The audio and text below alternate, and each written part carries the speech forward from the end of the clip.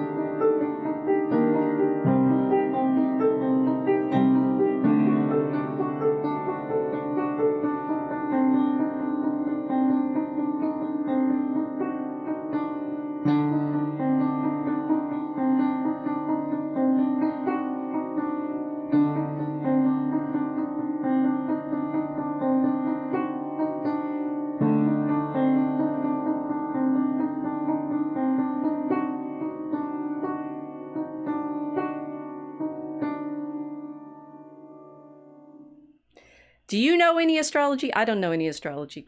What are we going to do? No idea. So, I mean, you know, we promised everyone this magnificent story with that sigil that we're flashing around on all of our promotional materials, right? With the shinies that Zay put in for us, but we have no idea what any of it means. What are we going to do? No. It just looks pretty. We need help. We definitely need help. I mean, go ahead. Yeah, we need a guide, because the sigil, it's kind of caught us now. We can't let it go. It keeps coming back into the story in various ways, and I don't know how to read it. Well, and remember, so we did an episode a little bit ago about explaining it, right? Designing the dragon sigil and how we came up with that particular drawing, through needing to have some kind of predictions that one of our characters is making, and then it's just feeding into the character plan of we really need some help. We really need some help. Where are we going to find help? Well, the dove found us a really lovely guide, I think. For this, we've got a guest tonight, do we? We've got someone who can help us. We do. Do you think we're going to be able to see him? We're just going to speak to us from the ether. I think this particular person just got so good at astrology that they're basically in the ether now. It's the ethereal bird's eye view. They're not going to come back down. So speaking to us from the sigil, as it were, about the sigil. Yes. Yeah. Yes. Yeah. Do you think he's there? Shall we ask him in now? Okay. Okay. Captain Zodiac, can you hear us? Yes. Oh, he's here. He's here. Captain Zodiac, purveyor of the knowledge celestial, survey oracular, seer of the phenom terrestrial. Oh, we're in for it. This is going to be good. Thank you so much for coming on. This is one of my poor friends who is on the phone with me about something else entirely earlier this week, and I said, you know what? We need you. We need you. We have some questions, and so we're going to ask you questions, and you're going to tell us knowledge. Is it a deal? Okay. Yes, it's a deal. Oh, okay, good. What's astrology? We just start there. Astrology. When we want to talk. Yeah, go ahead. Okay, we want to talk about astrology, right? There's the study of, and there's the practice of, right? So essentially, astrology is the study of the relationship between celestial configurations, right, and positions, and terrestrial inclinations and predispositions. Okay, so we're talking about knowledge that was essentially founded as early as the ancient Egyptians, right, and was a very, very, very elite level knowledge, right?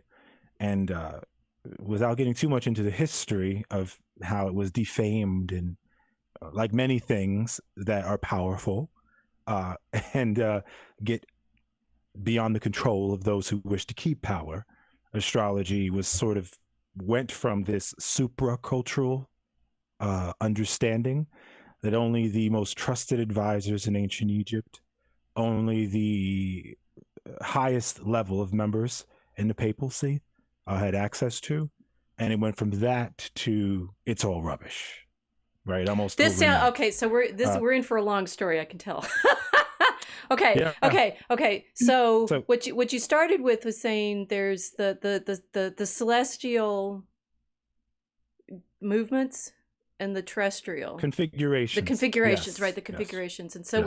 we have in the sigil, our sigil, one such configuration, and that these configurations of planets and star signs have effects on the terrestrial. Can you talk about that a little bit more? This is that we sort of the heavenly and the earthly and how they interact together. Sure. So astrology suggests that there is a connection. It does not purport to explain the origin of this collection or where it even or this connection or where it even really comes from. It's just over centuries of observing human behavior and at the same time observing the way that the heavens were arranged. Associations were created, right? No different than a quantitative researcher or a scientist, right?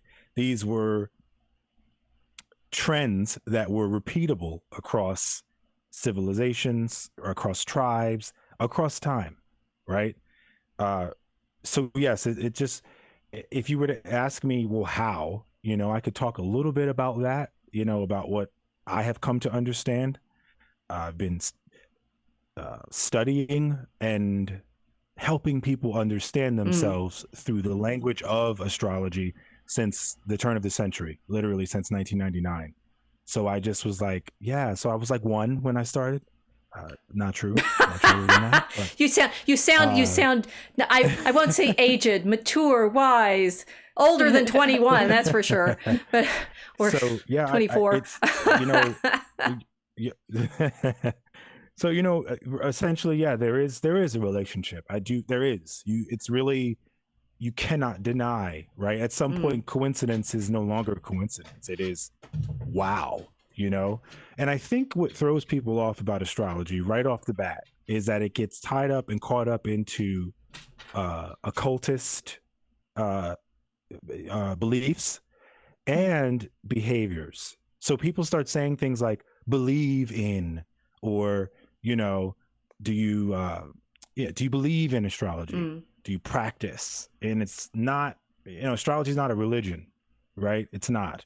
It is not a way to, it's not divination either, right? It is. That's going to take, so how is it not a religion and how is it not divination? Because I know, so a lot of our audience is, they're used to us going like weird and woo-woo on Christianity.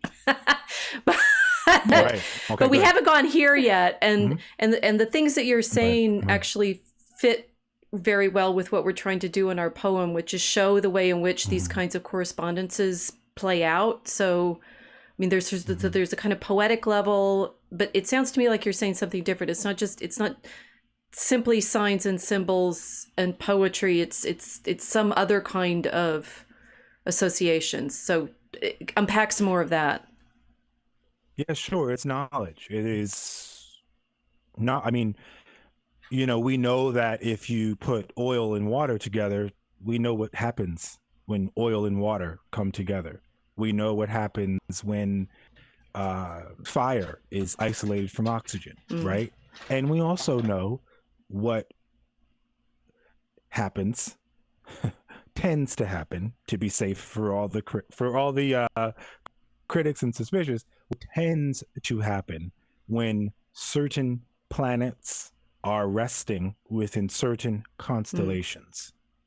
So I'm going to back up just a little bit, right? That constellations are what? Collections of stars, right? Stars have nuclear fusion, planets do not, right? Which is why, the sun is a star, right? And so there's a lot to unpack with astrology, but the basic elements of understanding are planets and configurations. Okay. Constellations, rather. Excuse me. Okay, and so in the diagram that people are looking at that you're speaking to from us, it's actually confusing because it's got the Earth at the center. in the old world version of things, that the Earth is at the center, not the sun.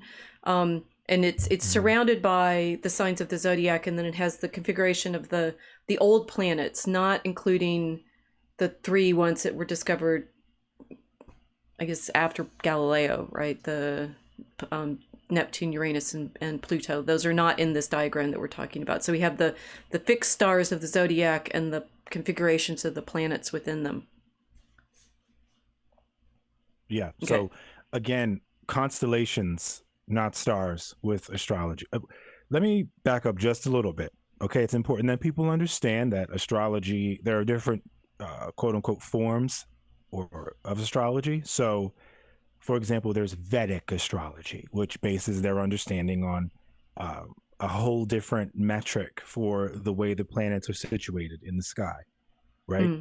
So Captain Astrology has been studying and come to find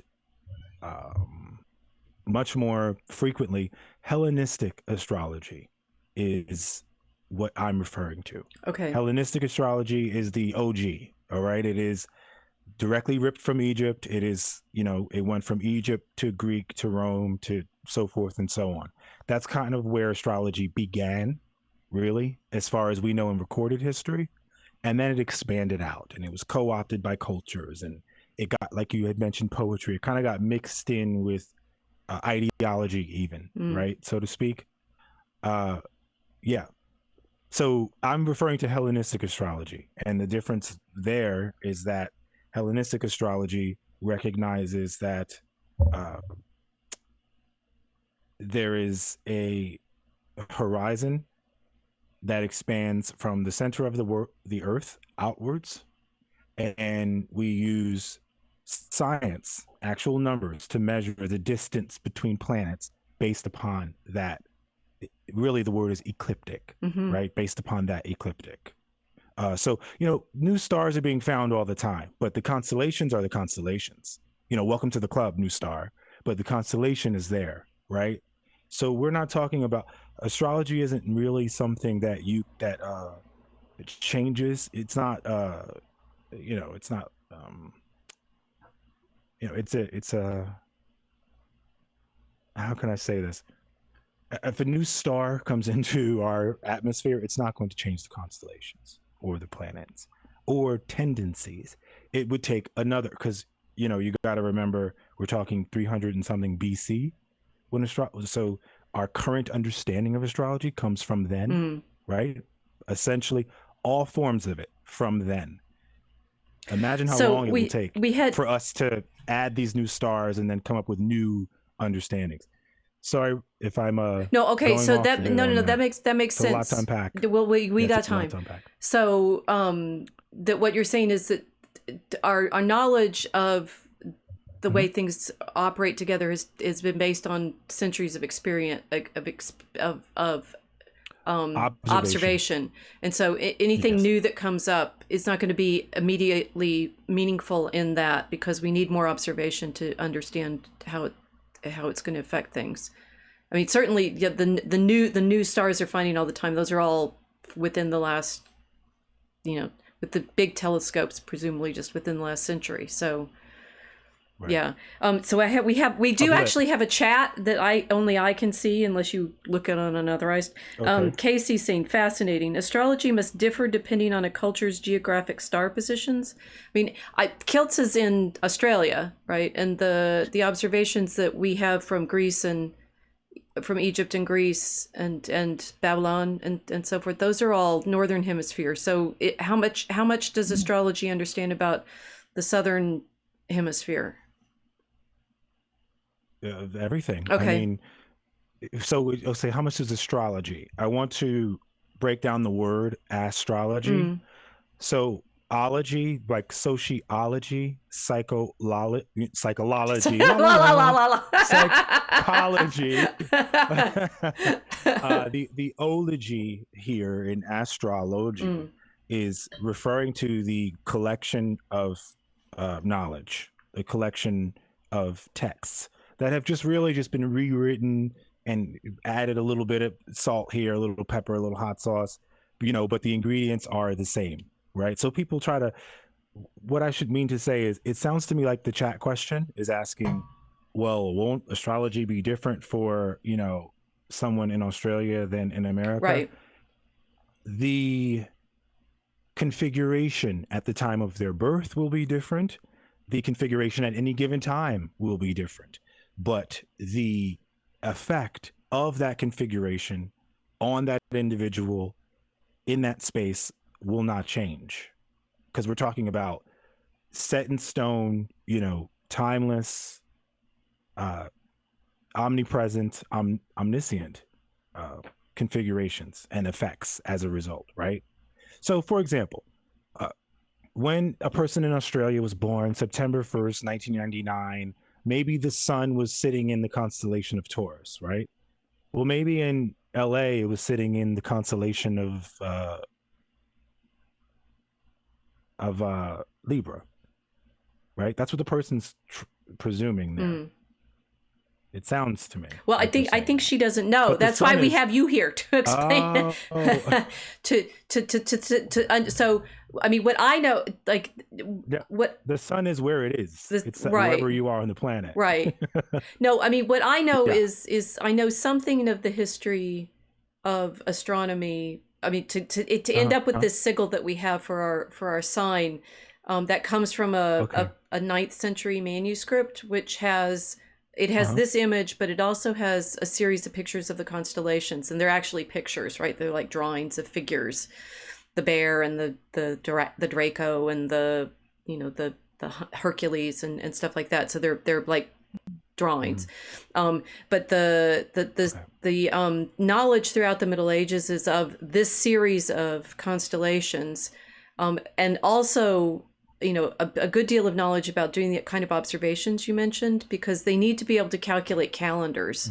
And so they need to be able to know, like, and be able to predict, as it were, with days and such. So it's interesting that medieval astrology is actually very observational in the way that you're describing, but it doesn't tend to be, as far as I know, as detailed in more recent descriptions of things like effects on individuals. So we don't know about that. Yeah.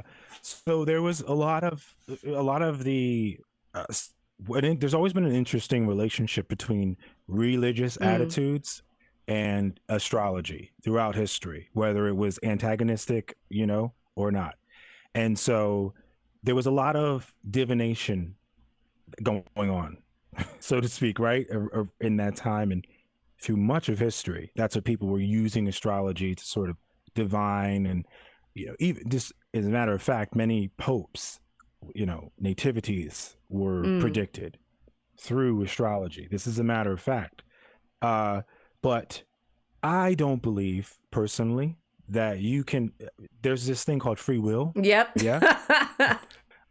And I think that you've just reassured all our listeners that we're not about to bind you and do magic on you. Absolutely not. And unfortunately, that's how astrology's got such a bad name, because and there are historians who agree with this, that what started to happen was people would say, give me a 5 pence and I'll tell you your fortune. They were and it was because although fortune telling was looked down upon, astrology was outlawed by crime of, by punishment of death. So you got, and then that was happening, but then you also had people who were, like bootlegging astrology, but really they were like, thought they were telling the future, right? So you got people who were saying, I'm a fortune teller, come to me, when really she collected the person's birthday and she was really reading their chart. Right. And adding divination to it. So the person would leave saying, I just had my palm read by a fortune teller, right? And they would bust in and they would collect all her stuff and they'd see these sigils and these signs and these constellations, and they would say, this woman's an astrologer, right? And so it kind of got a bad rap because people were co-opting it, either saying they were doing, they were psychics or fortune tellers or mediums even, but were really practicing astrology. Right. So I think that's also why people say, "Oh, so Kilts, do you have any questions thus far? You're sitting there absorbing. I've got millions of things like rushing through my head. So like, no, it's good. I mean, the way you've described it is that it's kind of like a birthmark in space-time that doesn't change; it's fixed. And then basically you've got this is what it's like, Leslie. It's like, yes, that's exactly it. My goodness. Carry on. There's a washing machine in the background that shakes my house, and it's going no, you're and fine. It feels we like can't there hear is it. An earthquake happening right now as we're talking about it. Okay, so your birthmark in space. Go ahead. Yeah, there's like a birthmark in space-time. And then that's kind of like oh man, this washing machine is so loud. You're gonna have to surf this, kiddo. Sorry. So yeah, you've got like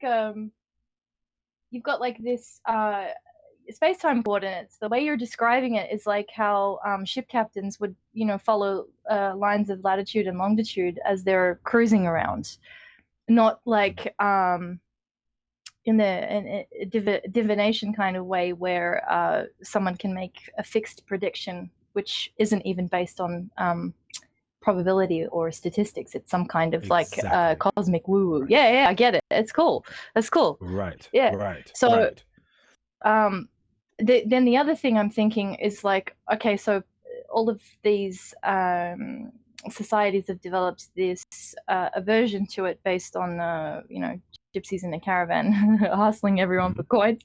But the discovery of Christ happened because of men who were practicing this science. Exactly. So the professor and I wrote about this in an article together. So yeah, this makes sense. So it's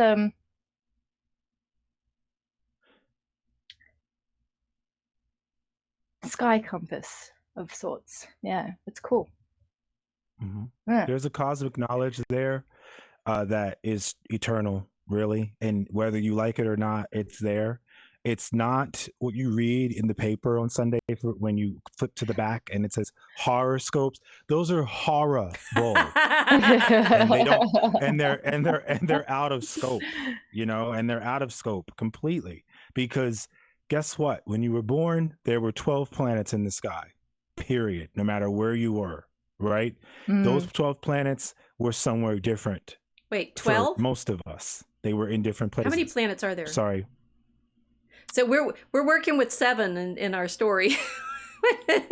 And Okay. I did not mean to say 12. And the sun counts as one because in the Earth-centered system, the sun is a planet, but whatever. You mean the 12 signs? No. I was referring to the 12 houses. I was jumping topics. Okay. Pardon me. No, we're very so sensitive to I do number say- in the Mosaic Arc. But no, thank you. It's important that this is on This record is now. this we is gotta get well. this Hey, right. in my last So- interview, I forgot a student who had taken the class on the quadrivium with me about number, and I was talking to him, and I was thinking about poetry. It's like, oh my gosh, it gets all confusing. But we've also been training so deeply in poetry that everything turns into number and meter, and so we count constantly. Yeah, so we're irritating that way. No, it's perfectly fine. No, I'm glad you. Okay, so the corrected me 12 on that. I was houses. jumping Yep, topics the in my 12 head. houses. So, but backing out from that, back to what you said, it's when you said birthmark, right? So think of it more as like a metaphysical shroud, a metaphysical beam, a inflection point in your soul. Like, it is not so much. You could say birthmark, because these predispositions are there. Like them or not, deny them. Work on them. Let them just consume your life. They are there. So I like the birthmark idea, but it's more of a metaphysical birthmark, right? So we're talking about how you might tend to think about love. What does that mean?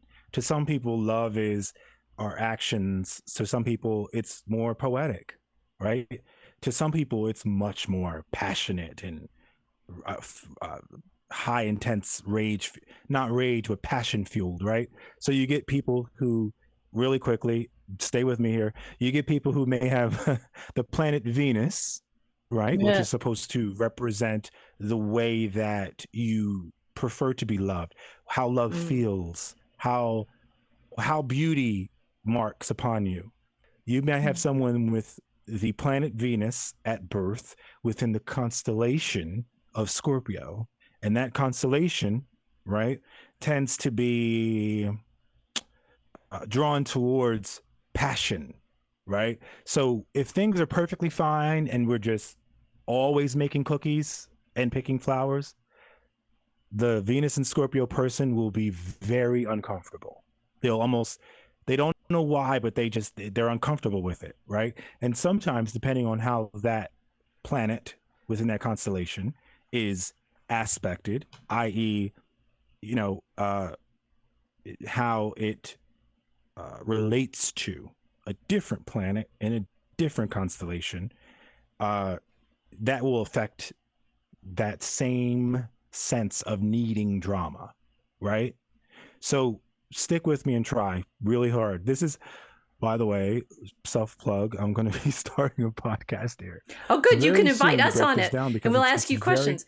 Yes, it's very, it's really interesting. So you get people who take work so serious, like they don't even go off at home the way they go off at work. And it's like, what in the world, right?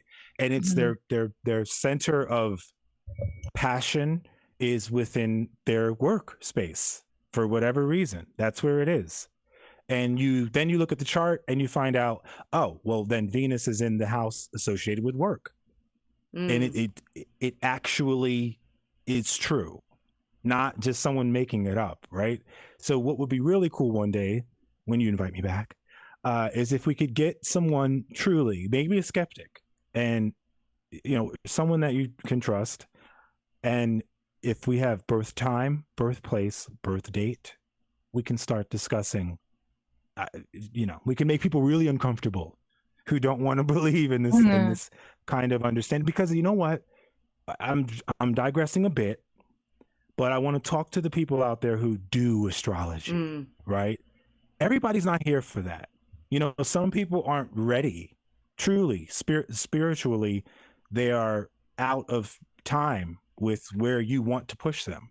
It's almost like, do you really want to know how you're going to die and when and where? And, like what actions? Do you get what I'm saying? It's almost like there's a level of over-informing, right? I think. And it's a form of psychic attack, really, when people are at a party and they're like, "Oh, you're Gemini, I see. So they're pressing things up. So, but I'm saying, I mean, one thing you're suggesting. So I've got now. Maybe I'll do a kilts on it, because you've got us both like dreaming now. That one, the stars are from our perspective eternal, although I mean they're created and have a limited time, but from our perspective, you say they're fixed. So no matter what, we are mortal with relation to them, and that sense of that they're going to be there after we die is whatever you're doing when you're talking to them about the effects of the planets and the constellations on us.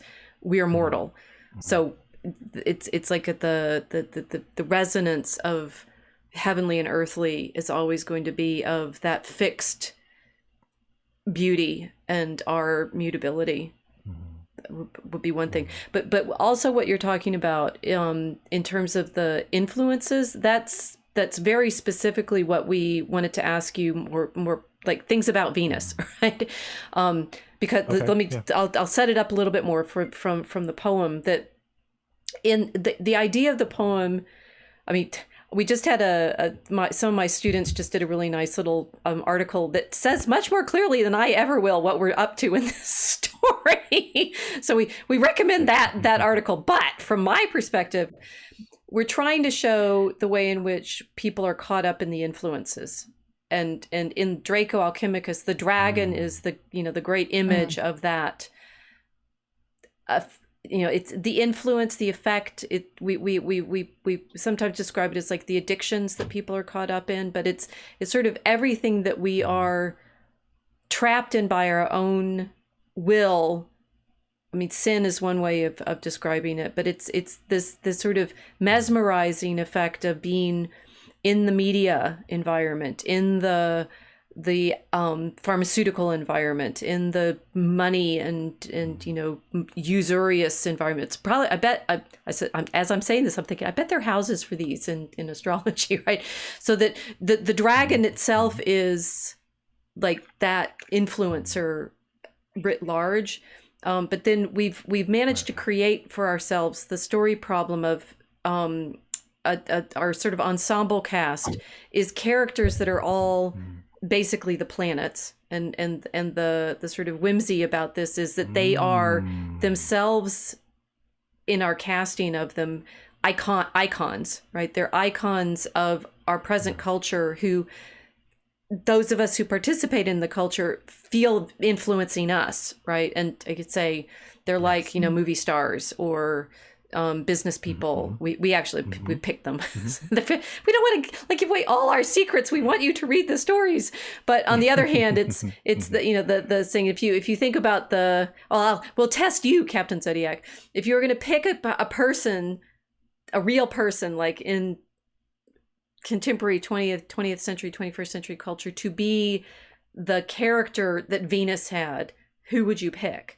And we were doing that, realizing we needed to have people that were so iconic that everybody would recognize them and recognize the kind of influence they have from that planetary aspect, and then watch these play out in the story, which we hope then, I mean, this is a little long-winded and all, but that it end up being an allegory of the soul, that you are always affected by all of these planets yourself, and that the story is showing the way in which all of these influences are constantly acting on us, and Christ, of course, enters in and saves us from it in the sense of takes us out of this feeling, which, as you rightly say, we have free will, we do operate independently of all of these things that are operating on us, but it's very easy to feel like we can't make choices anymore. So we got the dragon level influence of like the whole of the world, right? The state, Satan as the lord of the world, he rules over it, and then the sub influences that everybody's caught up in constantly, and how do we in fact in this life, as Christ entered into it, to be subject to these as well, which is why it matters when he was born, so that the Magi find him, right? That all of these things are operating constantly. So you see, we do really care about how all of the influences affect us, because that's one of the things that we're trying to show in the poem. Does that make sense? Okay. It does. Okay, so that's why we need you to be able to talk us through what these influences are like and what the characters are like. Sure. So who's Venus? Who do you think Venus would be? Who would you pick? Who would you cast as Venus? I mean, so first of all, when you say who would I cast as Venus, I'm thinking about the essence of Venus, right? We're not talking because no one is a Venus, like so to speak. But the Venetian essence, again, I'm gonna have to, tell you guys. It will depend on which room she's in. Let's stick with let's stick with We're enjoying this. This is good. This is good. We're getting seduced like these like gypsies in France, like this is how they do it. Now we're gonna be in there. You're gonna be doing divination in 15 minutes. They're gonna. That's it. I need it. Right? Give me your palm. No, it really, truly, truly depends on because Venus is a planet. All right, and if we're going to think of her as being embodied within an individual, you got to remember, feel different and act different depending on where she is. She will be just like everybody else who's affected by the external world around them. That's where the 12 houses of the zodiac come into play, right? But I mean, if you're going to say Venus, so let's pretend someone has all of their planets are in Venus, which is obviously impossible for Venus to be in every constellation at one time, at any given time. This is just feeding us going, wow, gee, okay, we can use this. But yeah, it's really impossible. So but at the same, so let's say who would so what you're saying is our casting him this way is a bit cartoonish, which we kind of appreciate, but we do have a comic artist doing the pictures. No, I think that you guys could really work with the fact that the sigils that you see are constellations, right? I don't believe I saw any planets on the sigil. They are there. The planets are in there. There's the Earth is at the center, and it's the medieval planets in the sense of the wanderers, right? The ones that move against the constellations. So it's the Moon, Mercury, Venus, Sun, Mars, Jupiter, Saturn. So those are our characters in the story. We're doing it with the old style system rather than the modern configuration. Okay. Yeah. But still, what you can do with that is take those planets, and as you have said, I think you've done. Correct me if I'm wrong. Is sort of maybe try to have characters who represent the planets, right? And then as you expand the poem, you can start incorporating elements of the 12 houses, and it will show how perhaps maybe there are some inherent weaknesses and inherent strengths of those characters that are exalted depending on where they are, right? So yes, we have Casey asking. Casey's one of our poets, so she's saying, do the typical personality traits of the signs come out mostly when people are under stress? Do the typical personality traits of the signs come out when they are stressed? Something like, I think she's trying to think about, like, so we have the characters that because we are going to have to make them like in the act that we're writing now, they have to tell stories that are going to play off of their characters, but also these spices that we want them to represent. So we're trying to get them more complex than just, here's love, right? That there is a complexity to the character. Okay, but go ahead and explain what the. So we start from Venus as a kind of character, and then develop that. Okay, so let's talk about Venus. I actually think she's missing right now from Earth as we know it right now, outside, like right in real life, because we used to have people we used to have public figures, right, whose entire message was how to better relate to one another, how to love, right? And what love means and what it means to impart it on other people, and the wisdom of loving in real life. I don't know if love is in the air. You know, it's kind of like it's kind of like, you know, everybody's like, whatever, next. It's almost like a Venus is, I don't know where she is really. She got vaccinated and triple boosted. She got vaccinated triple boosted. Sorry. She said that. She said that, not me, Pfizer. I still need your advertisement. Oh, we're dragging you out on the edge here. It's like we in the ark sail through the storms. But have I ever seen her portrayed? I'm trying to think if I've seen her portrayed in a movie. You know what? Honestly, I'd have to say Marilyn Monroe. Yes. And yes, we did it. Coincidentally, she was a Gemini, but you've just confirmed, right? Our whole process. Yes. Her the entire way that she presented is a lesson on love, because I think she was without it a bit, and because of that, right? And because of that, shows us how to love in a way, because you can't. What is it about her? We don't know. That's very Venetian. That quality of sort of you want to love her. You want her to be okay, right? And you just feel so. And you hear what happened, and you're just like, really? I don't know. Did she really do that? And then, but here's the funny part: she was a Gemini, so she probably did. You know, when they say that she was at these parties and she was kind of like super ready to go, and then went into a room and never left and came out completely depleted, that may have been true, right? I have not pulled up her chart, but it is very, very, if we're going off of her sun sign, which is, what are you? When people say, what are you? And you say, well, I'm a Scorpio, you're telling them, when I was born, the sun was in Scorpio. But don't do that, because you are foreclosing yourself to a set of qualities that are just one aspect of who you are, right? So the sun, I'm going to jump off Venus, okay? Because I gave you your Venus. You confirmed that's the one we chose as our model for Venus. So we are, the poetry is working. We listen to it. Yeah. Yes. So we talk about the sun, and we're now going to be talking about the way that we project ourselves, right? How we shine our light. It's the creative spark, sort of our sense of vitality.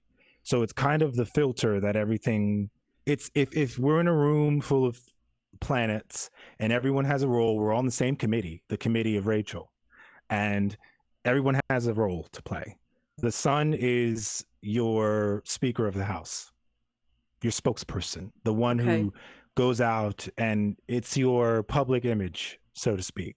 It's really what the sun is. So, but it's sort of like you can also look at it as the core values, the sort of the baseline that you move from. So you may have tons of feelings and tons of thoughts, and you're not really sure, but it really comes down to a few things when you say, okay, I'm going to buy it, or okay, I won't, right? That typically would relate to where your sun is in, what sign your sun is in, right? So, sorry, Scorpios, but for a person who's born with Scorpio, with their sun in Scorpio, they do get a bad rap for like being sneaky and jealous, right? But really, it's because they're really sensitive. They are ruled by Mars, the planet Mars, partially.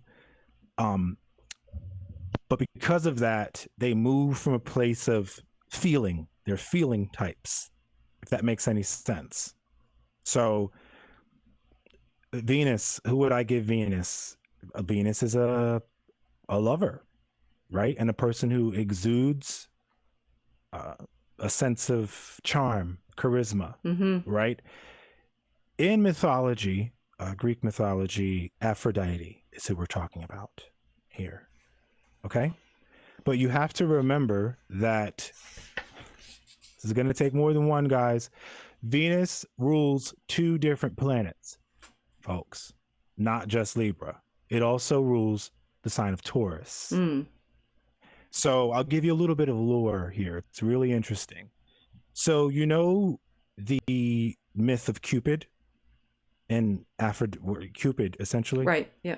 So there's Cupid and then there's Aphrodite, right? So Aphrodite exuded grace, right? Beauty. This word keeps coming up, but really just love, not amorous. That'd be much more Mars. Like let's hump, like let's like passion. That's not Venus. Venus is a sort of agape kind of love. All right, but that's how it's expressed when in the constellation of Libra. All right. When it's in the constellation of Taurus, it is understood by astrologers to be expressed similar to Cupid. Cupid is not exuding love. He's hunting it. He collects it with his arrow, right? With the heart at the tip, with the Valentine's Day cards. But really, so you'll find the Taurines, this is true, guys, you like stuff. Most Taurus people like tchotchkes, and they like nice things, creature comforts, right? Whereas, unless disaffected, meaning unless there's a bunch of crazy, unless your birthmark, as you put it, has, something negatively happening where Venus is on the birthmark, right? Like let's say Venus is smudged a bit, right? So unless that's the case, typically a Libra, the way Venus is expressed through Libra is that it's an exuding of love. I'm not because we don't want to offend, right? So we have no idea. We never know who we offend in what context ever. Just go for it. So I'll just go for it. We're going for patterns and knowledge here, not avoiding offense. Okay, all right, fair enough. So know your audience. So with Taurus, you'll find that they're the type to say, you should come over, you should stay over. So these are the people who will try to keep friends around them that they idolize versus how can I be the idol? They try to collect people the way they collect things. So I know a Taurus who won't let you leave her house. She's like, stay, have coffee, leave, spend the night. Do you want to come over? Like she wants you, she likes to collect things that adorn, her environment. And I know a Libra who's like, why do people I'm actually kind of not a nice, like, I actually have cranky thoughts a lot, but people like me. I don't know. Like, right. I just give off the vibe. So the real astrologers or the astrologers who are studied out there will say, wait a minute, John, back up, because the way people perceive you, all right, is not always the same as the place you're moving from. So we'll stick with Venus, for example, okay? So let's say when you were born, the sun was in Libra, right? So you're trying to be fair to people, you're trying to be balanced, you're trying not to bring disharmony to the environment, right? But when you were born at what was on the horizon, the planet that was, or rather the constellation, actually, the constellation that was at the ecliptic could be Leo, right? So what ends up happening is people are like, this person's stuck up, they want to be the center of attention. They tend to they interpret you through that ascendant sign, so to speak, because the ascendant sign is sort of it's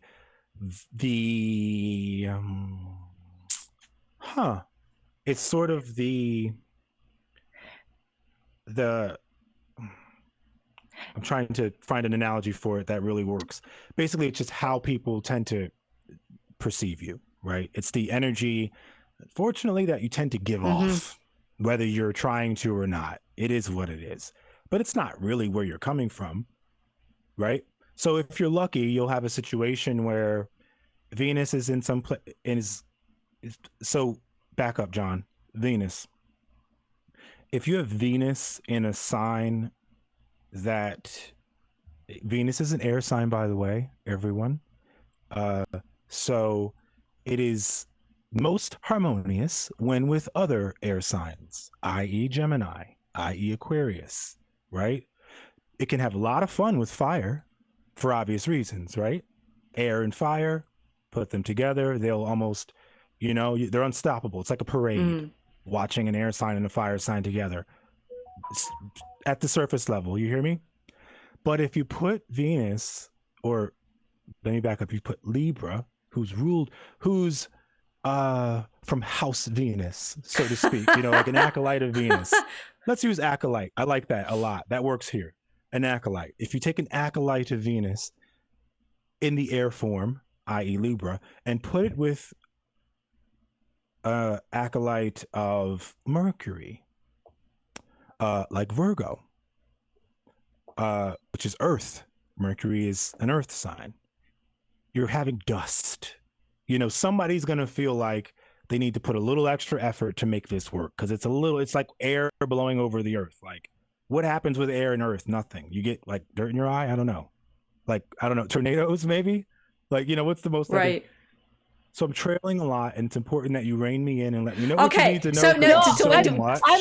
Go ahead. I'm It's understanding. so much information. You're getting me? Good, we are, good, but we probably need to back up and reinterpret for everyone else so that we all get it. Go ahead. Oh, like, that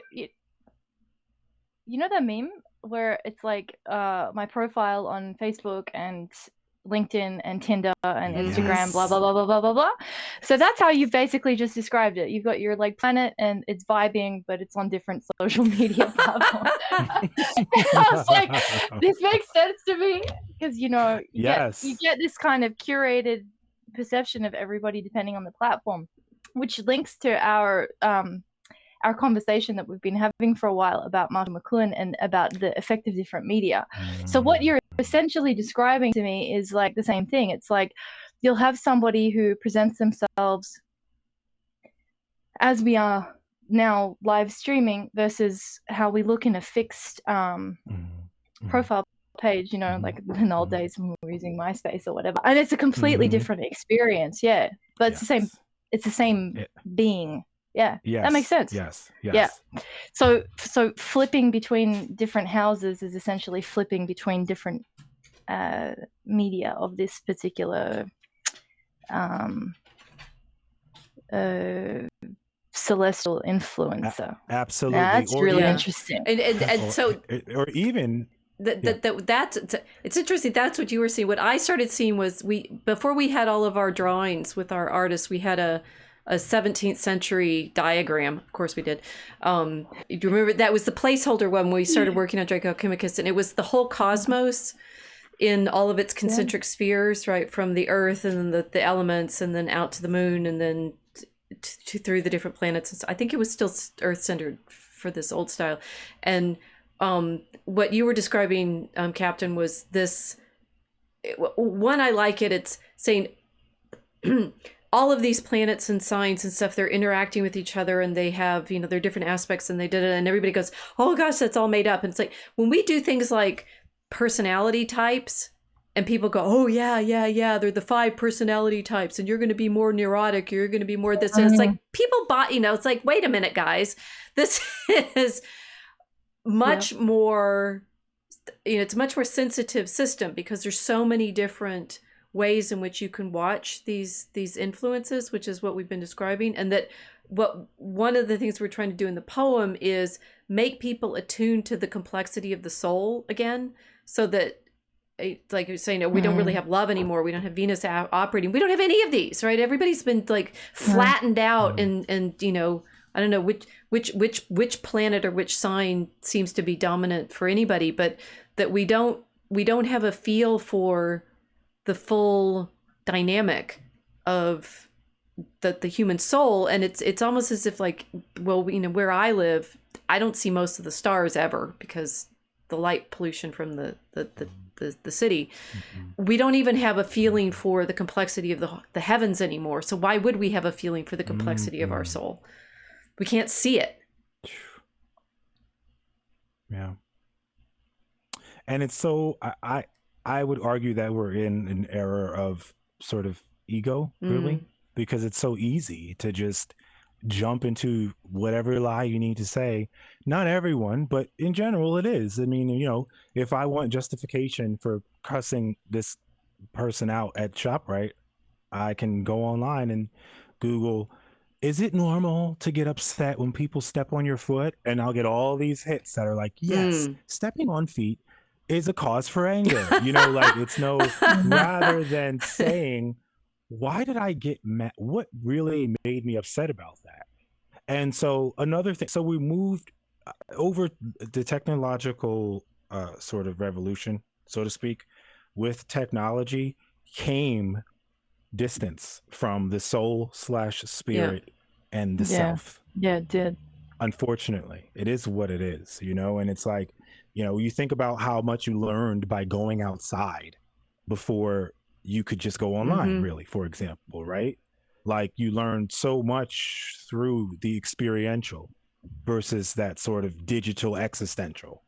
And another thing that took, hey, I'm sorry, guys, but I just got my doctorate a couple years ago now, and I have colleagues who went to school for psychology and the other ologies, and it's like you cannot box someone into the proliferation of the study of the human also moved us away from spirituality, which astrology is in a way connected to, because remember, not everyone knew this stuff. It wasn't like anyone could just, kind of study for 20 years and then talk about it.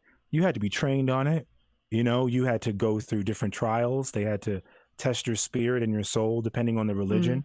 I mean, we're talking about the papacy here, who literally, truly were observers, acknowledgers, and followers of what astrology has suggested, right? It wasn't just anyone. And by the way, I'm not going to tell you what I know. How dare you ask me? That's only for, His Most High to know. You know what I mean? But it's also another. I made some notes because I thought we were going to go through different kinds of. I mean, we've done Venus and we thought about that, but one of the things that everyone needs to remember. So in Draco Alchemicus, we're working in Christian fantasy effectively, right? It's a Christian fantasy. We said an electric fairy tale, but it's basically Christian fantasy on the model of something like The Lord of the Rings, or more accurately, the Narnia series or the space trilogy that Lewis did. And C.S. Lewis, he wrote a famous book called The Discarded Image about the old image of the cosmos that the poets before the 16th century were really working in, and it includes all of this planetary knowledge. And Lewis was fascinated by astronomy because he had a telescope and he would study the stars with his own observations. But in his stories, the Narnia stories, and the space trilogy, he's working with these planetary influences always. And there's a great book by Michael Ward, who's a priest in England, and his book is called Planet Narnia, because he understood and he studied very carefully how Lewis in the Narnia series was using this ancient knowledge of the planetary influences to give the sort of character to each of the Narnia books. And it really works, because you realize there's 7 books and each of them are one of these ancient planets. So that, for example, the Venus story is the magician's nephew, which is all about fertility and growth and the sort of love and beauty and fertility, right? The moon one is very interesting because that's the silver chair, and it's all about the deception and confusion, because in the old thing, when the sublunary sphere, the one that we live in on the Earth, was considered to be cut off from the rest of the celestial spheres, right? So the sublunary world is that of changeability, mutability. And so in the silver chair, the kids go underground, and the witch tries to deceive them into thinking that nothing they knew up above ground was real, right? So it's the lies that we get caught in. And each of them go along like that you realize that the planets in, like, for The Lion, the Witch, and the Wardrobe makes no sense because throws in all things like Santa Claus and, you know, the return of spring and stuff like that. And it's like, what this is about. And he says, well, it's Jupiter, right? It's the joy and magnanimity, the sort of, he talks about it as, well, like tragic splendor, but also Melchizedek, blah, blah, blah. So the feeling that you're giving us, Captain, of the characters, the personalities of individuals, Lewis said no, that the planets have like large scale effects on human behavior as such, right? So when different planets are in different configurations in the Middle Ages, they would understand that to have global effects, not just individual effects. Mm-hmm. Oh yes, there's a lot there. There's a whole branch, so to speak, of astrology that looks at sort of societal level impacts. Personally, I don't know that that's. You don't go there, okay? even I just don't even know if that's, you know, human beings' free will. There's no way really. I mean, you could draw associations between, you know, cake and ants in the kitchen. You could do that, sure, right? But we don't really know until you get granular. And you know, and by the way, one ant, or you know, a whole bunch of ants, at one civilization of ants that just live in your kitchen now, might not be because of the cake. It might have been cold outside. You right? are far more cautious than most social scientists, you realize, Doctor. Yeah, I wasn't. No, because I've had a lot of fun having to defend my positions throughout the years, and my professors who may come to find this video can attest. But this is what's interesting, that Lewis was also one of the other things, just to put in the hopper here, was one of my favorite essays of his. He's talking about the difference between the things that the social sciences can know because they look at stuff versus the things that we can see by faith, right? Is that you know, we're looking along the beam into the light that we see through our faith. And that Lewis was, you know, this is back in the 40s, saying the social scientists, you know, just bullied everyone into believing that their version of reality is the only one that is true. So, you know, the anthropologists describing love will do it in one way, and the sociologist describing it will do it in another way, and the psychologist will do it in another, but nobody will do it from the perspective of the lover because, oh, that's, you know, that's not real knowledge. So it's interesting that your description of astrology is more cautious than, in fact, modern sciences often are about their subjects. Absolutely, and more granular as well. And it relies on science, though. It relies on calculating the degrees to and by which planets are apart, right, in relation to each other, as well as in relation to the Earth and in relation to constellations within the sky. So there is a science to it, but there is an art to using it to help people understand themselves and others better. That's the art that is missing from the ologies, right? Sociology doesn't really leave much room for the art of relating to people. You can be trained on qualitatively, you know, conducting research, i.e. how to interview without putting your influence on other people, but to understand how to relate with another, I don't know if that's teachable, really. I think that maybe some of us are a little more inclined to empathic tendencies than others. It's perfectly fine, you know? We can't all walk around feeling for each other. We'll just be bumping into walls and run out of tissue.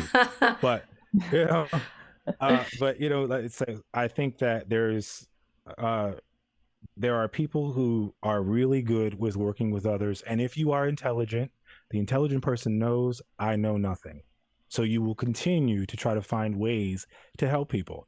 And if you're fortunate enough to find one that works for your style of relating and also has is rooted in empiricism, then that's where we get astrology.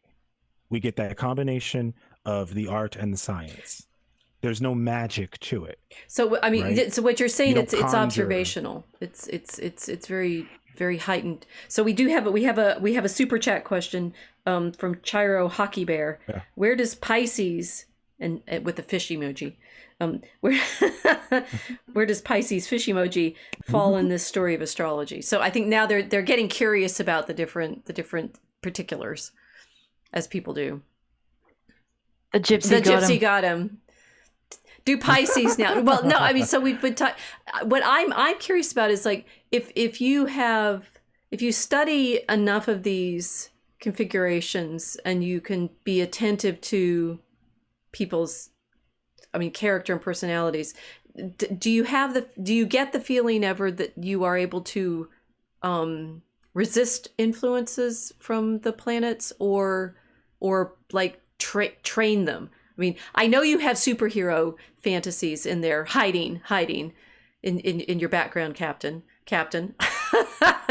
But I mean, this must be a temptation of. Is there a temptation of I mean, are you sensitive to being able to say, I can feel that influence, right? Before you check it and look at, oh yes, that's out there. And do you have the sensation of being able to affect influences? How much is this a toolkit versus an observational description? Well, I'll start with this super chat. Shout out to the super chat person. So when we look at mythology, right, Pisces is associated with Poseidon, Neptune, sometimes even Eros. If you want to talk Sumerian, we're talking about Inanna. So basically, because when people ask questions like, well, how does Pisces fit within astrology? You know, we could talk about the mythological associations that were attributed to the constellation during the time in which these observations were validated, essentially, right? When they became sort of the science of, I guess you could say, astrology. It's, again, I want to tell the super chat person, you know, it's not just where the sun was at. It's not enough to judge someone based upon what you are being given in any given moment. Okay, I can tell you in general that most of the Pisces that I know tend to be dreamy, sort of like extremely go with the flow, extremely in one way interpreted as maybe wishy-washy or flaky in some ways, but actually it's just a manifestation of their need to flow, to adapt, to swim. Remember Pisces, the symbol, two fish, right? One swimming upstream, one is swimming downstream, and they take turns with one another. So who's the Pisces in your family? That's the person who is at your house telling you how she could not stand what cousin A did the other day, you know, at the picnic. And then next week she's at cousin A's house telling how she couldn't stand what you did when she was at your house. This is the person who, for some reason, knows everyone's business because she's really, or he is really good at blending in a way that, you know, like a swim, you know, fish have adapted to almost look invisible, some of them, right? When they're swimming, there's almost like this there's an effortless going with the current and against it too, really. So that's the best I can tell you about Pisces based on my observation of the sign. But again, it's not just because you are not a Pisces, sir or ma'am. You are a human being. You are a person who was born when the sun was in Pisces. So there is a way that you are affected by that, right? We're all afflicted with these missions during this lifetime. Our soul is seeking the divine. Yes, that's a lifelong process. Astrology acknowledges that process, and tries to help people understand the navigation of. So this is, and that's really I set it up as a kind of magical question, but maybe I mean, it's like it. Sure. I was a little teasing because I wanted to see. It's like, how can we operate this in our story? But there's also the. Sure. I mean, so it's what you're mainly describing is this is self knowledge, which in the monastic tradition that I work on is always worthwhile, right? Because you are, I mean, sort of more bluntly in the monastic tradition that the medieval authors I study are working with, you're recognizing your sins. I mean, in the, like the 7 deadly sins, or, tendencies that I'm afflicted by greed, or I'm afflicted by avarice. I'm falling into sloth. And that the humors are also an element of this, that I'm more likely to be melancholy because of my humoral makeup, or I'm more likely to be sanguine. So that, to me, I find most of these things accurate descriptions. I mean, the soul is such a complicated thing. I'm astonished that modern psychology is quite as blunt as it is in so many of its descriptions of human beings. I did a now 20 years ago, sat in on a bunch of psychology classes and came out going, what just happened? Because they didn't seem to know what the soul was, right? They were all, all about, Right. cognitive psych and memory and social psych. And, I don't know what we did in social psych, a lot of neuro imaging and things like that. But it felt like they had no delicacy and robustness and I mean, when you're talking, all of the kinds of things, it's like, as I see this person, she behaves like this. It's a tendency on her part. It's sort of, it's refreshing in a way if you can sit there and say, okay, she's just going to do that because that's what Pisces do. But it's also a sort of compassionate recognition of how complicated people are. Yes, absolutely. And then, what you hopefully, if you have the chance to meet an astrologer who truly understands the art, they're going to ask you exactly, tell me about yourself a little bit. Where are you coming from? So I actually have several clients. Some of them have public profiles, NDA, can't say who, but there's a form of sort of like astro therapy. So you're taking some of the tenets of talk therapy, i.e., it's a process of from you to me, not from me to you. I'm not going to give you this survey to fill out and then come back to you and say, okay, you're manic depressant. No, I'm not giving you boxes to check. You're more honest than much of the psychiatric profession. Yeah, but that's, and I mean, look, I've graduated already. I'm grown.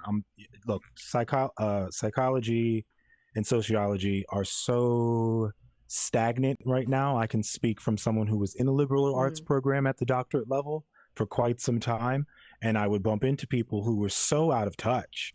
Based off these, they knew their books. They could tell you what this other person wrote quite some time ago. But when you ask them about real life now, there's no connect. They don't really get it, right? And so I'm always against the idea that psychology holds the answers. Why? Psychologists are trained to interpret you based on the ideas of very specific men.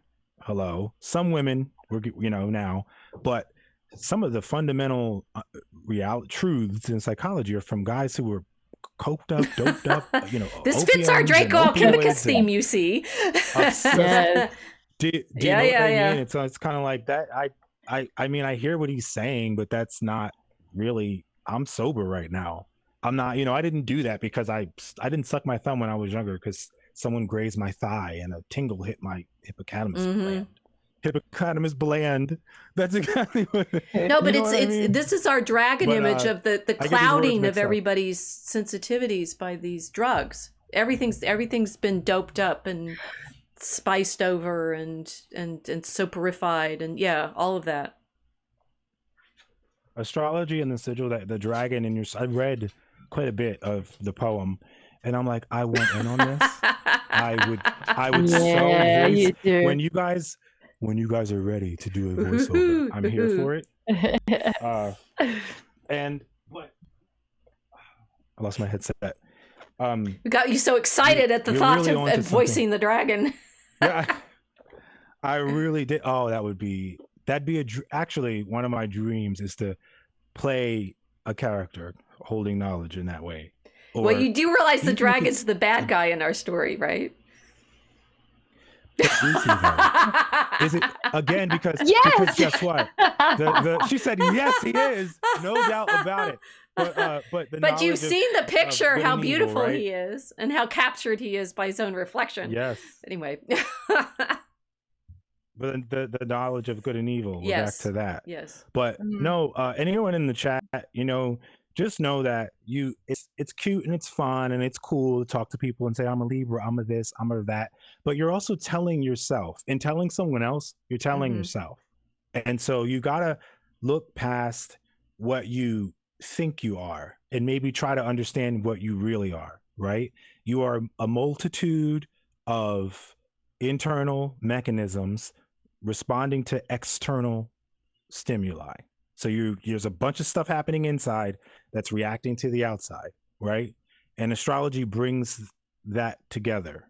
It brings together the idea that we are animated, electrified, animated beings, right? Sentient creatures that are made of organic matter.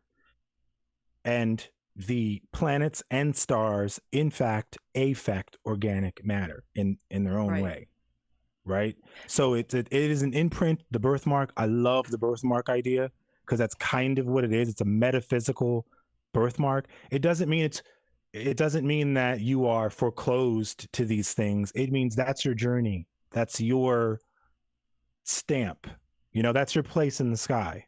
It's what makes you unique, if that makes any sense. It makes perfect sense. You haven't described it like a mechanistic view of human development, which is what the social sciences does, especially with the field of education, and bleaching out this folk understanding of everything linking to everything else that Rachel is connected to because of her medieval studies. But the West has lost because everything has become hyper-mechanized and also industrialized. So the way you're describing this is natural influence, but not in an industrial or mechanistic way that means we lose our animation and, our own personality inside it, where I think the way that you're saying, don't describe yourself as Pisces or Libra or this or that, is like somebody describing themselves as the way behaviorists used to describe like people as input-output mechanisms. It was just like, this is what you're getting and then this is what you're going to pump out, and there's no internal realm for any anomaly to happen and choice and aberration and wrestling with the influences. No, that makes sense for sure. And think about your relationships. It's also there's interrelational aspect to this. So we're talking about sometimes people aren't automatically harmonious together, right? And so people spend a lifetime in marriages that are freaking miserable when they can spend 2 or 3 hours talking to someone who can help them understand themselves and how they and their partner are interrelating, right? This is not imagination. It is not supposition. This is information based on thousands of years of observation. It is beyond the terrestrial, it's not just a cultural view on things, really. It's not. This is information that it was so impactful and so accurate, and I would argue so freaking scarily true, that the Catholic Church, guys, all right, was like, whoa, nope, lock it up. It's bad. It's horrible. And it happened overnight. So the Catholic Church, it keeps falling into a cult temptations in of its own anyway, because the temptation is always there. Once you have knowledge of something, this is the serpent problem, right? The dragon problem. Once you have knowledge of something, the temptation is to want to control always. And that let me get back to that, Rachel. Go ahead. Yep. I'm sorry, really, but I want to get back because I want to really answer your question. You had said, do I ever feel the temptation to right? Yes, that's. I mean, and that's. It's like on the one hand, the Catholic Church is trying to keep people from doing that, and on the other hand, it's constantly doing that. So, whoops. And honestly, the answer is no, and that's because I know better than to think that someone's you are monastic in your truth. To be humble. What they're going to do on any given day, but at the same time, it is best when. So this is one of those things where if we don't get it, you can meditate, you can pray, right? Which are both forms of introspection, right? But then what astrology is saying, there's an understanding out there that exists for you to think about, so it's going to be a jump point for your own, introspection. Actually, that's really at best, right? But I could never. And but karma, sure. Well, no, I know you won't. I wouldn't even if I I know you won't. But are people? I mean, this seems to me.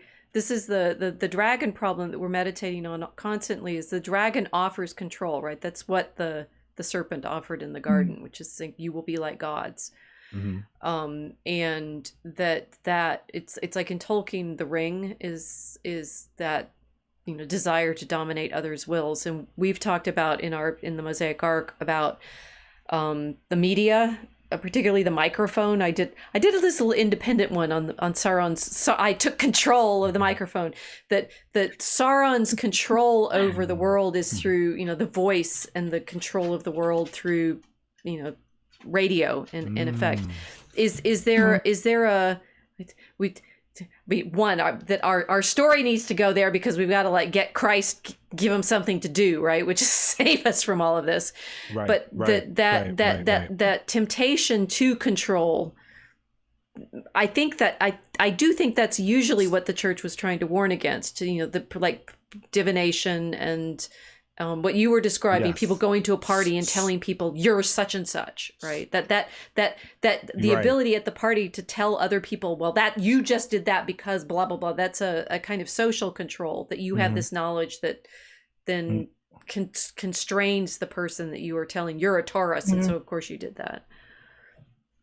Oh, for sure. And you know what? You guys are onto something brilliant actually with the story, because if you're using the characters, right, as an analogy for the planets, imagine what would happen if Venus found out exactly who she was and what she could do, right? Imagine the effect of Mars if he realized you are the god of war.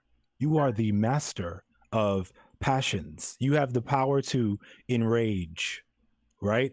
It would completely change. The planets are not sentient. God didn't make them sentient. If he wanted to, they would be. They'd be like, what's up, yo? God would do that, but he did not. But the characters in your story are sentient manifestations of the planets.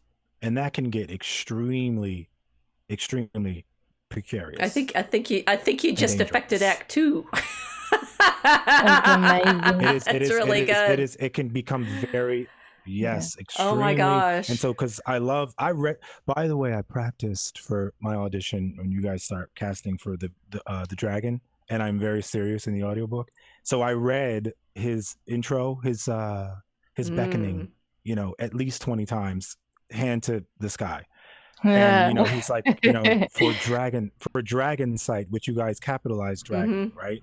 So proper noun.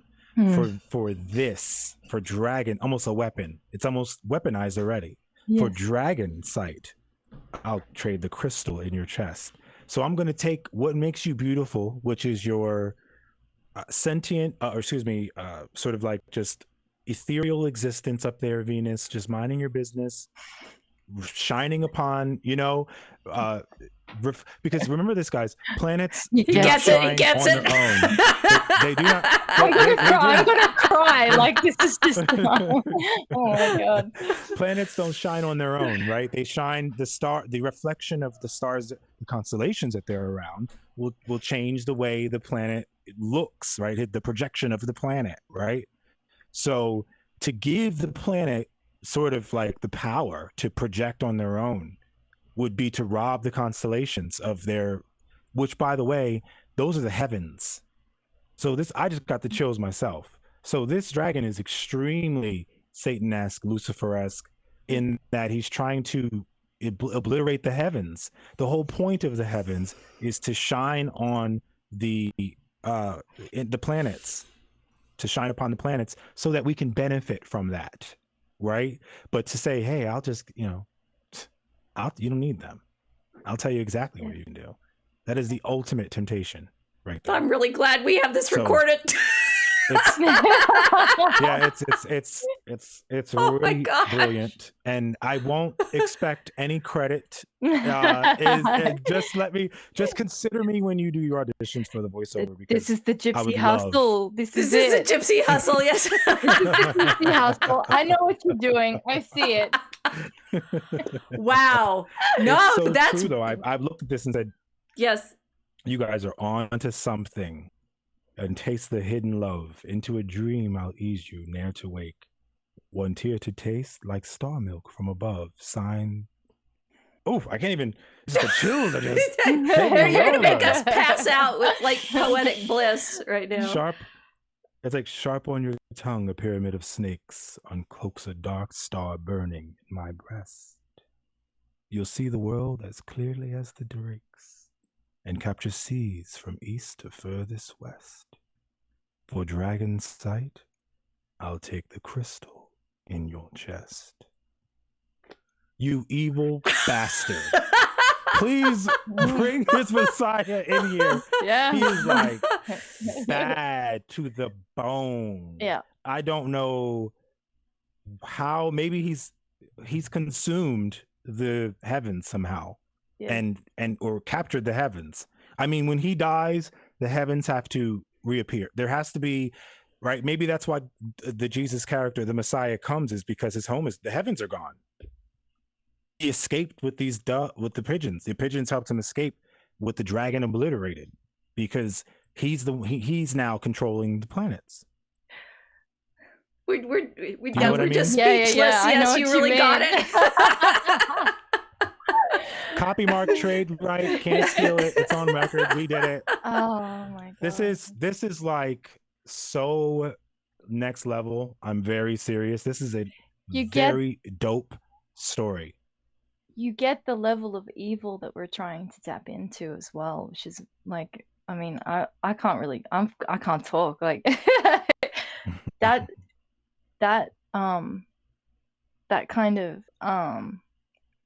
that kind of temptation, that's just, it's a different level of like it's not just, I'm going to give you a nice car, or, like somewhere cool to go, or a nice, it's not that. It's like the oblivion of the good and the true and the beautiful. That's what we were tapping into.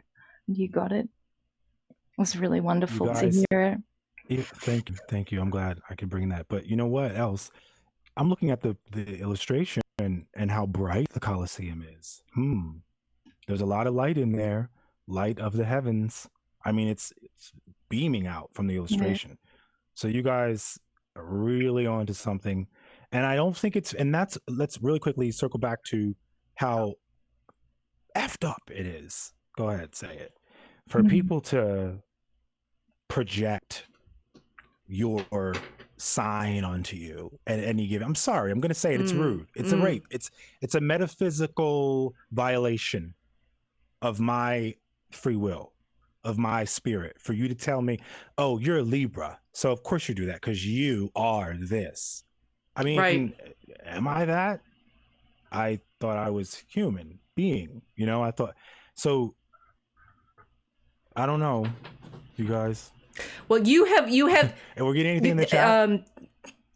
Boom Shakalaka from Mel, who's one of our poets. We're just speechless now because you really got it. You really, really got it. Yeah. So I'll just bring it down to like ordinary prose for a second. The gate, the city is shining because it's electric, right? It's the electric city, and it's I think we'd have to send you like the whole act actually so you can read it.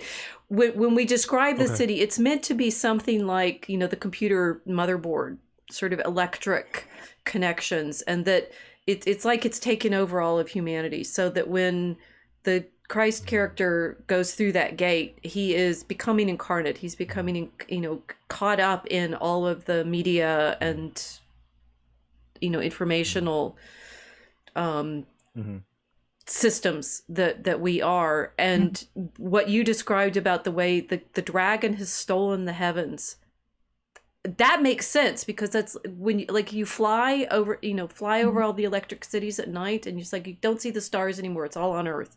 It's all trapped in the electrical cities. Or you can look at the images of the Earth at night where all of the electric is. That was what we were working with. So you got it exactly. You got it. That we are. But that sense that yes, he has to come here because heaven is gone. Wow.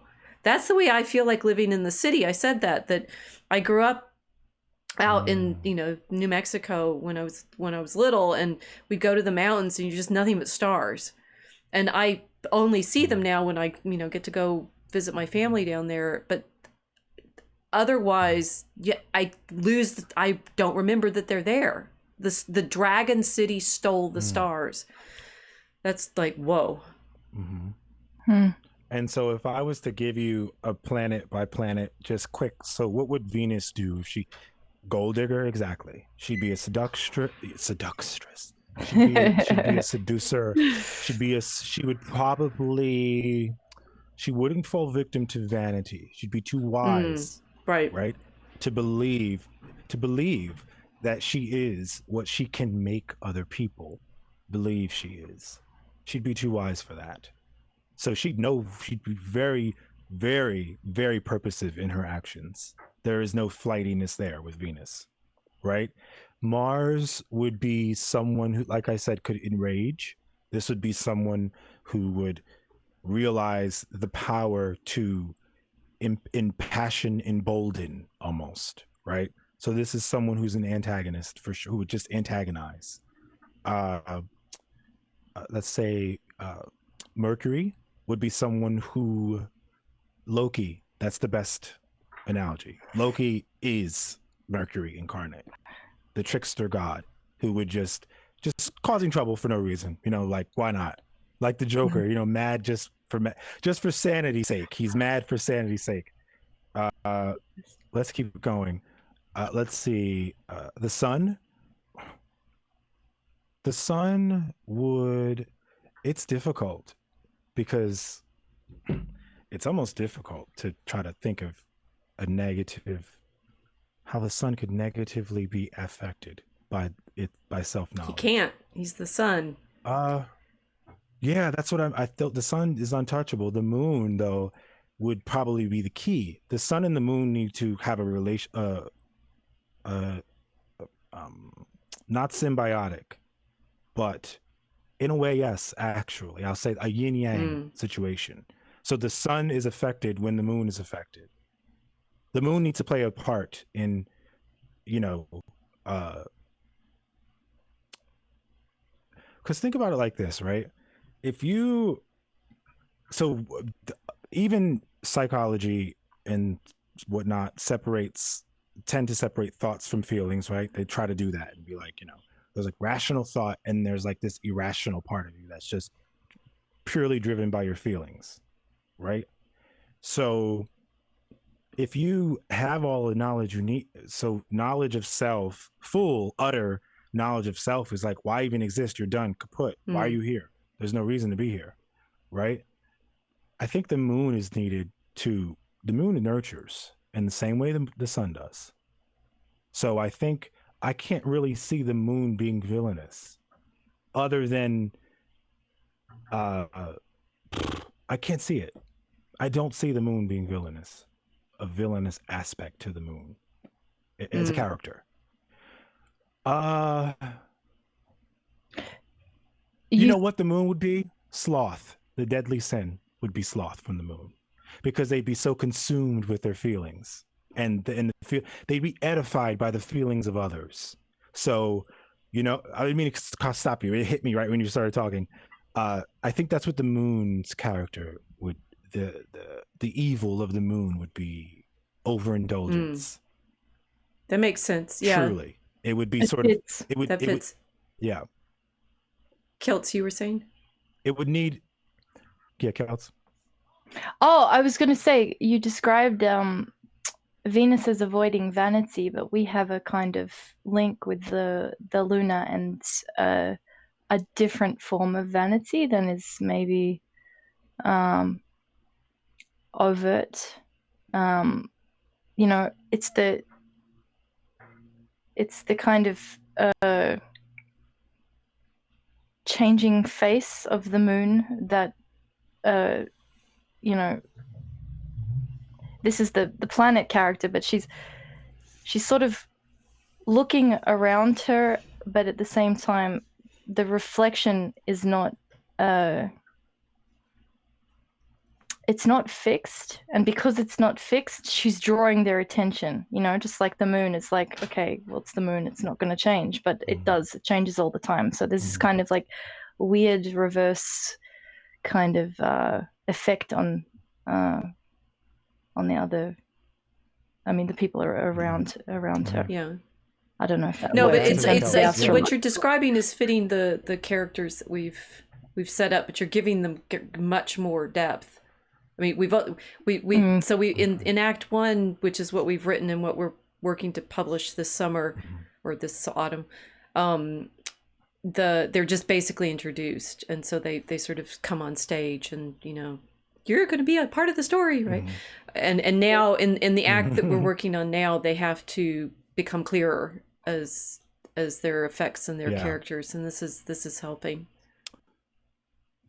I can actually see the moon being tempted. Well, I can see the moon becoming completely overwhelmed with self-knowledge.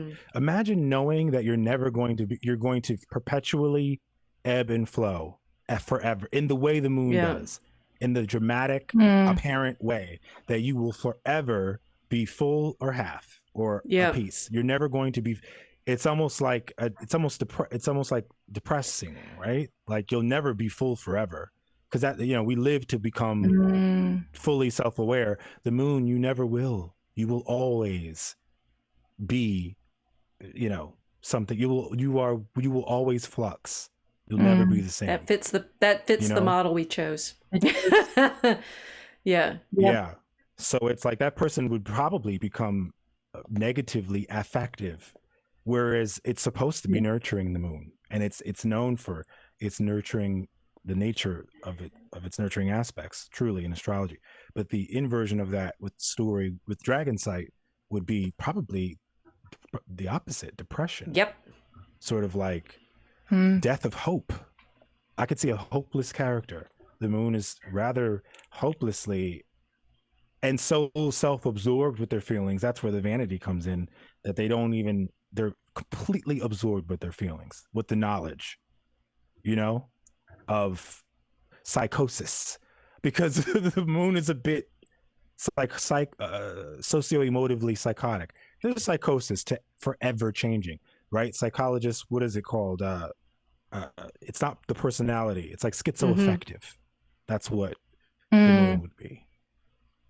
So it wouldn't be, you know, in RPGs, it's sort of like an active versus a passive power, where a person is doing it to edify something. I think it'd be the opposite with the moon. Actually, it would be, by nature of its understanding, by the Dragon Sight, it would just be, you've destroyed the nurturing element of the universe. When you tell the moon needs to believe, or needs to feel secure. How's it going to make us feel secure? And that's its role in the Zodiac, is to nurture in that way. It represents the mother, so for example. Mm. So if I tell you you'll always abort, moon, you think that you're giving life when you're half full, right? But you'll always abort. In a way, the moon is perpetually aborting in a state of abortion. Oof. I mean, that's we're just saying, it's that wild. fits. Good. Oh my goodness. It really fits. I think dragon sight would be a curse to the moon. The moon would kill things. It would touch a plant and it would wither and die. It would have the kiss of death. The kiss of death. That's the moon. Love me, please. Let me nurture you. Come into my house. Everything it feeds the person makes the person hungrier. Every hope it gives makes the person feel more hopeless. That's the moon. She's disaffected. Dragon sight, because that's what dragon sight's doing. It's disaffecting them. Yes. Right? So a disaffected moon does that. It will draw away from you, not pour into you. And you'll be seeking fulfillment. You'll never, and especially if the moon itself realized, holy shit, I'll never, like this is my fate to wax and wane forever. At least the sun can be like, I'm the sun. Like, I'm out here. I'm gonna take a nap for a second, but I'll be back. And I'm still the sun. The moon is kind of ever changing in a way that it cannot help. Mercury does it on purpose. Mercury's mercurial, right? Mercury knows what it's doing, like the moon can't help it. It's kind of crazy, actually. You've described the character so well, the one we picked for the moon. Yeah, you did. I can't give it away. I don't want to give it away. Oh, well, the thing is, when you read the poem for us, you're gonna get all of this. You're gonna be like wowed that you figured this out. Okay, so you Jupiter and Saturn. Jupiter is the great benefact. Yeah. So if Jupiter, I always think of the Jupiter Holtz, would the Holtz planets music. Jupiter is the great. It's one of the it's jovial, right? It's like happy and poof poof poof, but this character has to be a bit bumptious the model we chose is somewhat bumptious. Think Dionysian, hedonistic, sort of bon vivant to the max character, who probably is a bit over, is not at all, is probably plump, like Henry the eighth, he passed away from just eating and all these wives and never enough, and he's like that's did I hit it? Oh, yes. You got a bullseye. We'll actually, So Captain, we will tell you off camera how know accurate you are. Yeah, it's freaky. Good deal. It's pretty funny. Good deal. Now, who'd you say next? Saturn? Saturn is interesting. Saturn is, they sort of the grandfather of the zodiac. Saturn is the lesson bearer. Saturn is there to challenge you. Always. But on the other side, it's there to teach you. It's about the lessons. So sort of like the hard lessons that you will be learning through life. So if I think of a disaffected Saturn who because it's not as if Saturn requires, it's not a power seeking thing. It's just the wisest, so to speak, the grandfather of the zodiac. So I think but I don't think Saturn would see himself that way, or herself if you're doing a gender swap. No, we do. They're gendered as the traditional genders. Yes, and Saturn is the grandfather. He's the grandfather. So grandmom's gonna bring you in, give you some cookies, and pat you on the head and say you're so wonderful. Grandpa's gonna say, "This is how, come out in the woods."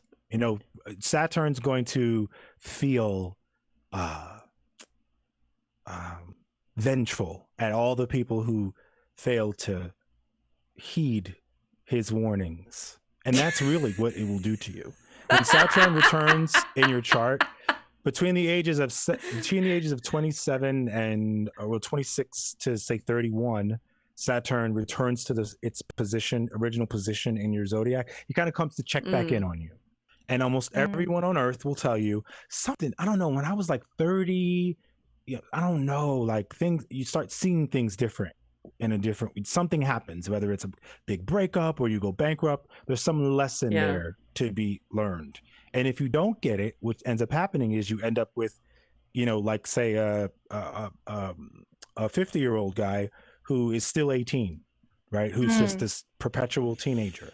And that happens a lot. People drink, sleep, sex, smoke, whatever their way during Saturn, when he's there and he's like, okay, pay attention to this, pay really close attention. People pop a pill or smoke or drink and don't pay attention. And if Saturn became aware of this and like, your job is to teach lessons, they're not getting it. Because most people don't. Many people do, but there's a lot more of us, right, who aren't as enlightened as we move into these different decades. Right. I think he'd be very upset at that, extremely, to the point where there's trouble wherever he goes because you're not learning. He's the type. Think of like Pinhead in Hellraiser, who traps you in this labyrinth, and he will not release you until you learn the lesson. Not Minotaur. He's not going to chase you. He's not like some raging animal, but he's determined to make you get what he's trying to show you. And if you don't pay attention, you will be completely. So maybe I think Saturn may be a planet killer. He may be able to strip the other planets of their knowledge if he wanted to, because it's like, wait a minute, Venus, this isn't what you're, he wants you at your highest self, your most divine, you know what I mean, exhalation of. But he would soul. So in our character now, he's marked by his watch, right? So the watch is a like that. it's a symbol for him of the time. Yep. Time. He's conscious of time, and he tends to be in the scene that we're starting with. He tends to be the one least given to fancy or fantasy. Yes. Yep, that's accurate. That's astrologically accurate. He is hard lessons. I'll just tell you the truth, guys, real quick. Saturn's return happens to everyone. For me, it was stripping security up. Like I like my plants, my curtains, my pillows, my blankets, they all made me feel like I was secure. They gave me comfort in areas that I should have so there were things from my past I had not addressed, that pillows and blankets and special shaped ice cubes and like these sort of things like sort of made me feel like I'm good, like who cares about my past. But when Saturn came, he was like, nope, he strips away. He likes nothing. stripping away. So age 17, real quick overshare. 17, I was in foster care, not my fault, but it was just me then, right? No parents. So I actually left foster care, started working immediately, was right into college. So I had always been an adult from very early, right? And my parents weren't really there for me. So I never really felt security from the other, or the masculine or the feminine other. Right. So throughout my 20s, I sought to fill those voids with things that represented the masculine and feminine other. Right. So I was very serious about my house and how the color scheme of the living room and, very house proud, so to speak. And Saturn was like, nope. All of a sudden my job goes away. They don't need me anymore. Right. Out of nowhere. Then the recession hit that same year. And I had a master's and a bachelor's and an associate's, but couldn't find work. What the hell? Fortunately, I had an aunt, God bless her, who studied astrology much longer than me. She taught me she brought me into the understanding. She was like, you have to stick through this because Saturn is here. If you drink, if you smoke, if you run from this, John, you will never evolve. You'll be repeating the same stuff for the next 30 years. It takes Saturn 30 years, guys, 30 years to come back. So his presence is a blessing, really. It feels torturous many times, almost always, but you have to pay attention to what he's trying to show you, right? Not in a tricky way. He's not here to trick you. He's going to blast you with, he's going to remove your securities and force you to think about why you need them in the first place, right? So I'm going to overshare again. Stop. You shared too much. Protecting you here. Stop it. Saturn's an awesome character. It fits. No, but it fits what we've done, because our Mercury character is creating like this fun chaos, whereas our Saturn is he is blasting everybody. Like we were just working on a stanza this morning, and the characters are all going off into their various planetary fantasies, and he's just cut. Like he doesn't want any of it. It's just this kind of brutal machete hacking of everybody's fantasy and imagination and everything, and he's like, this is how it is. So that's kind of it makes sense how you've described it, which is really helpful, because he's been hard, like in terms of my imagining of Saturn. Like some of the characters make more sense to me than others in terms of just how easy it is to get into their head. Saturn's very difficult. Maybe this is why you like hit on something. I was like, because he's such a joy killer. But yes, yes, because the other ones. Well, the thing is, the way you talked about the moon, that fits with the way we've been developing her, and the sun, absolutely. It was so we have to figure out. So we have to figure out basically, like what I'm getting from this conversation is we have to figure out exactly what happens when these characters are in their strength, in their various houses, in their various setups, but also what happens when they get dragon vision, when they get dragon sight, and how that transforms them and inverts them, which is that's going to be an interesting game now to play, because it's kind of terrifying, because Saturn already is well, in this stronger word, but very so. In the setup of the story, he's actually already been hypnotized too, so he's further in than the other ones are. Yeah, he has a predisposition to the mesmerism of the dragon's influence, even though he thinks he doesn't, without realizing it, which is like, it's this kind of like it's the sleepwalking into it, as opposed to the other characters, which are a little bit more. Well, the Saturn, he thought it was all a trick and he could resist it anyway, and of course, therefore, he's further in already, and the others are still in the sort of playful element of, oh, this is cool, we're on an adventure. Except, no, this is really helpful. I think that makes me really happy to know that a lot. Because I don't think people understand how interesting this stuff is and how it relates to the human experience. Saturn, I can even see, is not a buffer, but sort of one of those. What was from the Twilight series? Her power. She was the main character. I forgot her name, Bella. So she ended up her vampire power was. That she was, I forgot the term they used, but basically she could cancel out your power. Essentially. She would I forgot the term, but that's what she did. So her effect was that your power, you'd be powerless in her presence. She's neutralizing. Yes. This fits. And that's Saturn. That's very, Saturnian for sure. We've all experienced delays on something that we just can't figure out, or we've done everything we can, and it's like, why does it take? And then why does it just keep taking so long, for this to take place? Or how come this person just refuses to let me express myself? There's a Saturnian influence there somehow in the what we call synastry in astrology. So the effect of your two galaxies coming together, so to speak. Your two birthmarks converging creates its own dynamic, right?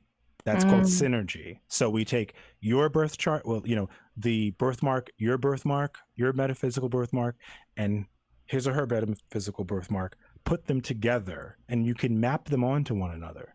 And that creates its own different benefits, right? And challenges, which can be interesting if you want to know, though. Don't let anyone run up on you and tell you, give me your birthday. That's something you should want to know. That's what I'm trying to say about this dragon, that he's like purposefully drawing them into something that he's seducing them. Really. Yeah. Yeah. They weren't wandering in the ethos, wondering what about themselves.